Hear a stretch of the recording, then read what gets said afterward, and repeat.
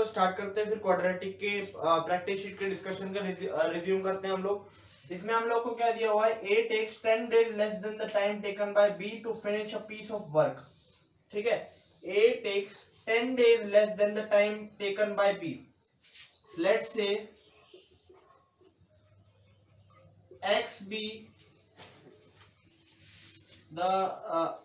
the number of days to complete one work।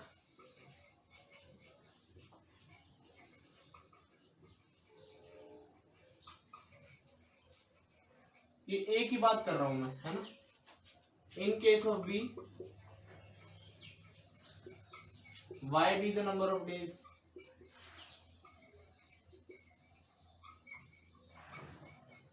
ठीक है, ये हो गया, ये स्टेटमेंट ले ली थी अपन ने।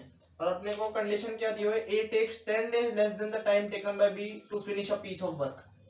ये पीस ऑफ वर्क की बात हो रही है, तो A takes 10 days less than the time taken by B, यानी ए जो है वो तेज काम करता है, इसको पहली इक्वेशन बोल देते हैं। अपने को एक्स और वाई में मैं क्यों लिख रहा हूँ, कई लोग सोच रहे होंगे मैं pair of linear equation in two variable पढ़ा रहा हूँ, लेकिन एक्स और वाई में इसलिए लिख रहा हूँ ताकि मैं एक को एलिमिनेट करके दूसरे के साथ एक क्वाड्रेटिक बना सकूं, उसको सॉल्व करके फिर दोनों की वैल्यू निकाल सकूं। ठीक है, इसलिए बना रहा हूँ। ये दो वेरिएबल की इक्वेशन नहीं है, ठीक है, सिंपल अपने को एलिमिनेट करना है। ठीक है, अब दूसरी condition, if both A and be together can finish the work in 12 days। मुझे ये बताओ, एक वर्क अगर x डेज में करता है तो एक डे में कितना करेगा, 1/x वर्क 1 डे में। और सिमिलरली मैं बोल सकता हूँ बी के लिए, सिमिलरली बोल सकता हूँ बी के लिए 1/y वर्क पर डे। ये बी के केस में है। ठीक है, ये तो अपने को सिंपल समझ में आता है। तो दूसरी कंडीशन कैसे लिखेंगे इसको यूज करके, कि 12 दिन में दोनों मिलके काम कर रहे हैं एक, ये समझना ही बात। 12 दिन में अगर काम किया, जैसे मान लो दोनों मिलके काम करते हैं तो 1/x प्लस 1/y होगा ना। एक दिन में इतना काम करेंगे दोनों मिलके। जैसे मान लो, मैंने पहले भी एग्जांपल दे रखा है, आपका भाई बहन है, आपके भाई बहन है तो उनको पिज्जा खाना है। जैसे पिज्जा खाना होता है तो एक दिन में कितना पिज्जा खाए, तो एक एक दिन कर करके पूरा एक पिज्जा खाएंगे ना मिलके। ठीक है, एक एक दिन कर करके पूरा एक पिज्जा खाएंगे ना। जैसे एक ने 1/3 खाया पर दिन, दूसरे ने 2/3 खाया पर दिन, तो एक ही दिन में दोनों खत्म कर देंगे। लेकिन जैसे मान लो 1/6 खाया एक ने पर दिन, दूसरे ने 2/6 खाया, तो 2 दिन में कंप्लीट करेंगे मिलके, क्योंकि एक दिन में वो इतना इतना खा पा रहे, तो एक दिन में वो सिर्फ कितना ही खा पाएंगे। ठीक है, एक दिन में कितना खा पाएंगे, आधा खा पाएंगे, तो दोनों मिलके 2 दिन में पूरा कंप्लीट कर देंगे। ठीक है, समझ में आई बात। तो ये 1/x plus 1/y per day का वर्क है, पर डे वर्क। ये किसके बराबर होगा, 1/12 की। 1/12 कैसे, क्योंकि 12 डेज में कंप्लीट कर रहे थे ना एक वर्क, दोनों मिलके टुगेदर 12 days 1 वर्क। तो 12 days 1 वर्क, तो 1/12 वर्क इन 1 डे। जो भी कर रहा हूँ बात एक दिन की कर रहा हूँ, एक दिन में 1 पर डे का वर्क, ये भी पर डे का वर्क है। ठीक है, अब क्या करेंगे, ये सेकंड इक्वेशन आ गई। अब क्या करेंगे, अब सिंपल x की जगह y माइनस 10 डाल दो, या y की जगह x प्लस 10 डाल दो। इसको मैं मिटा देता हूँ, इसको लिख लेना आप लोग। ठीक है, अभी पॉज कर लेता हूँ, रुक जाओ।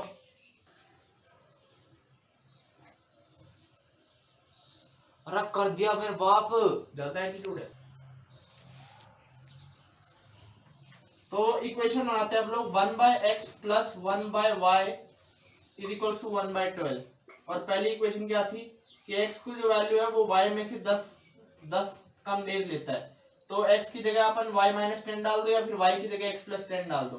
तो y की जगह x प्लस 10 डाल देते हैं, 1/x प्लस 10 हो गया इज इक्वल टू 1/12 हो गया। ठीक है, तो ये हो जाएगा x plus 10 plus x divide by x into x plus 10 is equal to 1/12। तो 12 into 2x plus 10 is equal to x square plus 10x। x square plus 10x minus 24x minus 120 बन गया, दिख रहा होगा। तो x square minus 12x minus 120 is equal to 0। ये equation कैसे solve करोगे? सीधे फैक्टराइज हो रहा है ये किससे फैक्टराइज होगा? 120। एक बार देख लेना इसको कैसे फैक्टराइज होगा, कमेंट्स में लिख देना इसका आंसर, ठीक है। यहाँ तक मैंने आपको बता दिया कैसे आना है, यहाँ तक इस टाइप के प्रॉब्लम में कैसे आना है। आपको पर डे का वर्क लेना है, फिर पर डे के हिसाब से ही इक्वेट करना है इसको, ठीक है। पर डे का वर्क दोनों मिलकर करेंगे और फिर पर डे ऐसे होगा।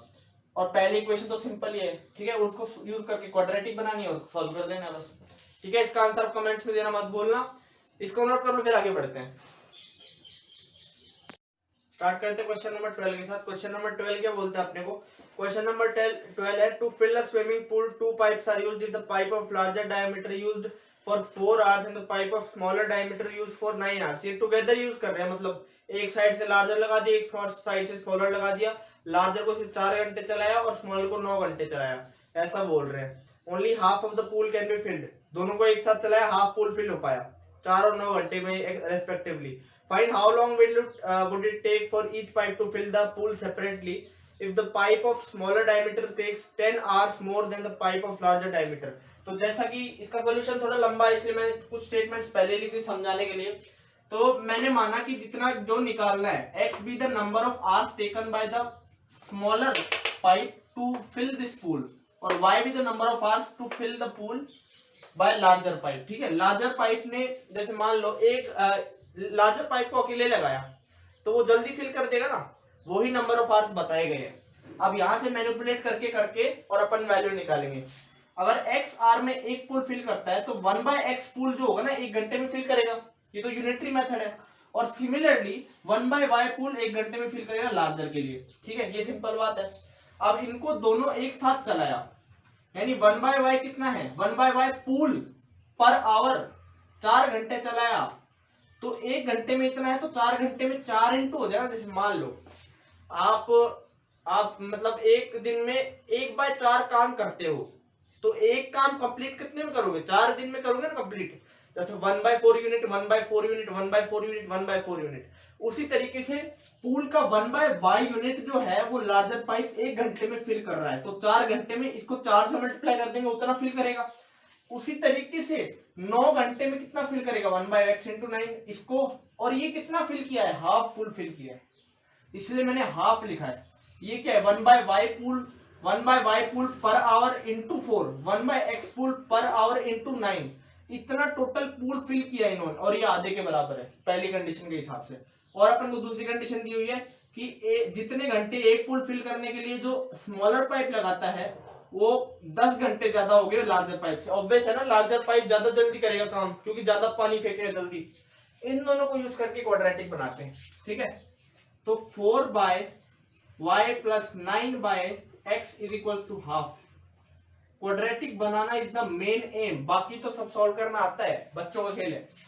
x की जगह y प्लस 10 डाल दो या y की जगह x माइनस 10 डाल दो, तो x माइनस 10 डाल दो y की जगह, प्लस 9/x डाल दो, हाफ इसके बराबर आ जाएगा, यहां से क्वाड्रेटिक फॉर्म हो जाएगी।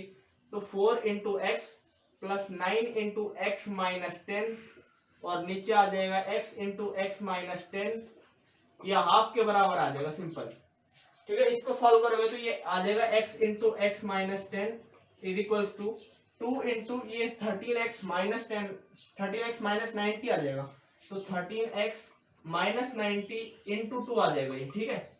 इसको सॉल्व करो, आ जाएगा answer x square minus 10x और ये माइनस 26x और ये माइनस 180 और ये प्लस 180 हो जाएगा, ठीक है। सिंपल बात है, इसको आप सॉल्व करोगे ना आराम से x की वैल्यू आ जाएगी।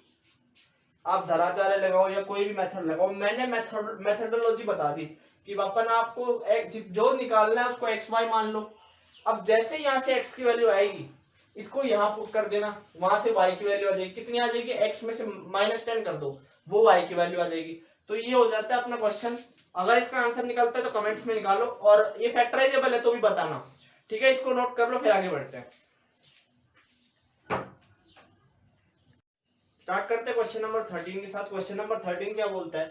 शुरुआत में अपने पास एक पीस ऑफ क्लॉथ है, पीस ऑफ क्लॉथ जिसका अपने पास लेट से x रुपीज पर मीटर जो है वो कॉस्ट है, बी द कॉस्ट। फाइनली क्या होता है ना, फाइनली अपन एक कपड़ा बनाते हैं जिसमें जो लेंथ है पर मीटर स्क्वायर है कि पर मीटर है, ईच मीटर कॉस्ट ₹1। हाँ तो लेंथ के हिसाब से भाई पर मीटर। तो मान लेते हैं इसकी लेंथ जो है L है शुरुआत में, फिर क्या हुआ कि इसकी लेंथ अपन ने बढ़ा दी कि घटा दी, देखो एक बार 4 मीटर लॉन्गर यानी L+4 कर दिए, L+4 कर दिए and each metre cost ₹1 less. तो इसकी क्या हो जाएगी कॉस्ट, ₹x-1 पर मीटर। ठीक है, ये सिंपल बात है। आप कंडीशन पे ध्यान दो, कंडीशन पे ध्यान दो तो क्या बोलोगे, 1 मीटर के लिए इतना कपड़ा, ऐसे ऐसे समझ गए ना इतना। तो how long is the piece, ऐसा बोला है। The cost would remain unchange, ऐसा बोला है कि इसको जो कॉस्ट है वो क्या होगी, जैसे मान लो ब्रेड तो सेम ही होगी ना, जैसे मान लो ये ब्रेड है बी, मान लो कुछ भी ऐसे ही, बी कटना ही आखिर में, आपको दिखा देता हूँ। तो x रुपी पर मीटर है तो उसको मल्टीप्लाई कर दो L से।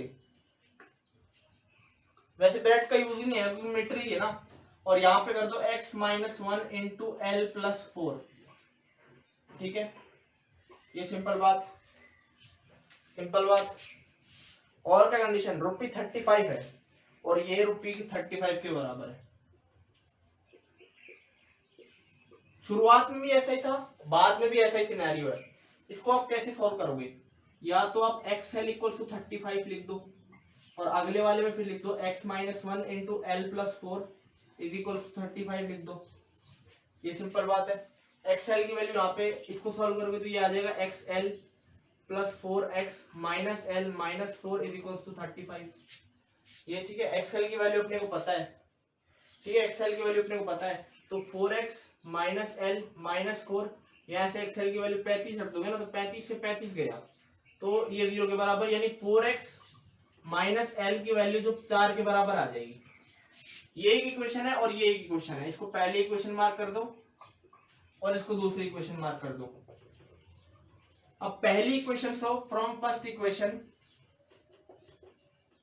जो आएगा ना 4x - L की वैल्यू जो रख दो वो 35/x रख दो, यहां से आ जाएगा और ये 4 के बराबर आएगा। इसको आप सोल्व करोगे तो ये क्वाड्रेटिक बनेगी, 4x² - 35 = 4x, तो 4x² - 4x - 35 = 0।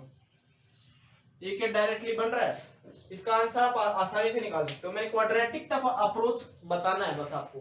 ठीक है, ये क्वाड्रेटिक तक अप्रोच आप लिख लो और सॉल्यूशन जैसे ही आए कमेंट्स में लिखना। ठीक है, क्योंकि मैं ना सारा सॉल्व नहीं कर रहा, एक बार मैं अप्रोच बता रहा हूँ बस, यहाँ तक पहुंचने का अप्रोच कि यहाँ तक आप पहुंचोगे कैसे। ठीक है, तो इसको नोट कर लो, फिर आगे बढ़ते हैं। स्टार्ट करते हैं क्वेश्चन नंबर 14 के साथ। क्वेश्चन नंबर 14 क्या बोलता है, some students planned a picnic, the budget for food was ₹480, यानी 480 रुपए तो लगाने ही लगाने हैं, कुछ भी करो, but 8 of these failed to go and thus the cost of food for each member increased by 10। Increase क्यों हुई, क्योंकि कॉस्ट भाई 480 ही रखनी है, बिल देना स्कूल वालों को, तो बिल में 480 रखेंगे। ठीक है, बजट है। How many students attend the picnic, ऐसा मानते हैं। Let the students be Y, sorry let the students be X, कुछ भी मान लो, let the students be X and cost be Y, cost per student be Y.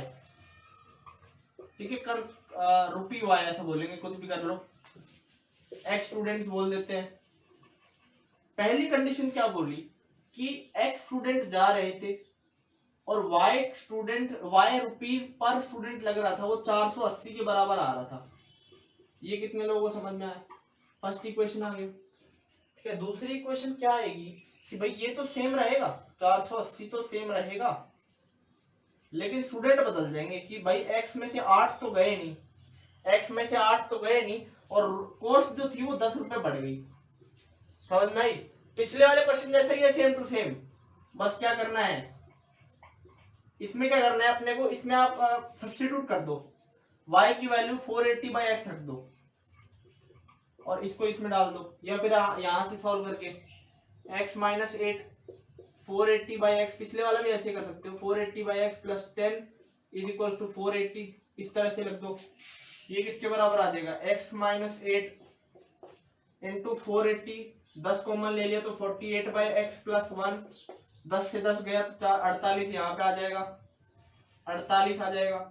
यहाँ से जब अपन मल्टीप्लाई करेंगे तो ये 48 आ जाएगा और ये x आ जाएगा -8 into 48/x, -8 is equal to 48 आ जाएगा। तो यहाँ से क्वाड्रेटिक बन जाएगी, बस सिंपल अपने को ये बताना था। 40 + x² -8 into 48 is equal to 48 into x, इस तरह से बन जाएगा। कैलकुलेशन थोड़ा फास्ट कर रहा हूँ। -48 इंटू x और -8 इंटू 48 + 40 इज इक्वल टू 0। ये क्वाड्रेटिक बनेगा, इसको सॉल्व कर लो। मैंने बस क्या बताना है, मैंने आपको क्वाड्रेटिक तक पहुंचने का तरीका बताना है, बाकी आपको सॉल्व करना है। ये बच्चों वाली चीज है, सही बता रहा हूँ। क्वाड्रेटिक में है क्या, क्वाड्रेटिक में आपको सॉल्व करना आना चाहिए। लेकिन ये एनसीईआरटी में क्वेश्चंस क्या बताते हैं कि आपको सोचना भी आना चाहिए कि आप किस तरह से क्या क्या वेरिएबल लोगे, क्या क्या निकालोगे। यहाँ से x की वैल्यू आएगी, x ही तो निकालना है, x भी तो नंबर ऑफ स्टूडेंट्स, ये अपन ने एज्यूम किया था। तो ये है इसका टोटल पूरा क्वाड्रेटिक तक का अप्रोच।